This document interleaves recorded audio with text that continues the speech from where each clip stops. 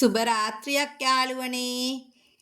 ඔන්න ඉතින් උදේ පාන්දරම නැගිටලා මේ ලෑස්ති වෙන්නේ මගේ ජීවිතේ මං ආසම ගමනක් යන්න.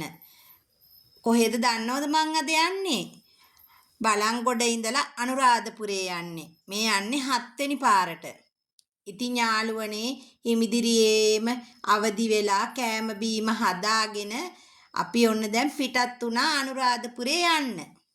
ඒ යන අතරමඟදී අපිට බඩගිනි වෙලා ලස්සන වැවක් දැකලා එතන නතර වුණා. නතර වෙලා කෑම බීම අරගෙන විඩාව ටිකක් නිවාගෙන ඔන්න අපි කෙලින්ම ගියේ මගේ යාළුවගේ ගෙදෙට්ට. එහෙ ගිහිල්ලා අපි නෙළුම් මල් අරගෙන පිටත් වුණා අනුරාධපුරේ යන්න. නවාතැන්න ගන්න ස්ථානයේදී නැවතිලා අපි නාල කරලා පිරිසිදු වෙලා ගියා කෙලින්ම සර්ණමාලි සෑර් රජාණන් වහන්සේ දකින්න. එතෙන්ට ගිහිල්ලා අපි ලස්සන ගල් වලින් නිම කරපු මල් ආසනයක් අරගෙන ඒ මල් ආසනේ හොඳට පිරිසිදු කරලා වතුර වලින් සෝදලා අපි ඔන්න දැන් මල් ටික කට්ටියම එකතු වෙලා පුප්පන්න ලෑස්ති උනේ. ඒ ආවට ඉඳපු කට්ටියත් ඇවිල්ලා අපට උදව් කරා මල් ටික පුප්පන්න. ඊට පස්සේ අපි ගොඩාක් අයට මල් පූජා කරන්න දුන්නා.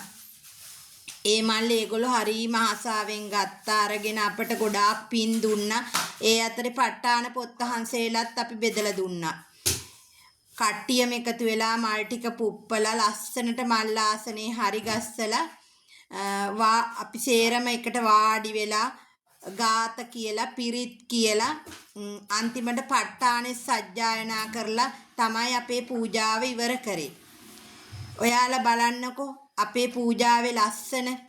ඔයාලා මේ පූජාව දැකලා හිතේ ශ්‍රද්ධාව ඇති කරගෙන සදහැසිතින් වන්දනා කරන්න. හැමෝටම පින් අනුමෝදන් කරන්න. හැමෝටම තෙරුවන් සරණයි.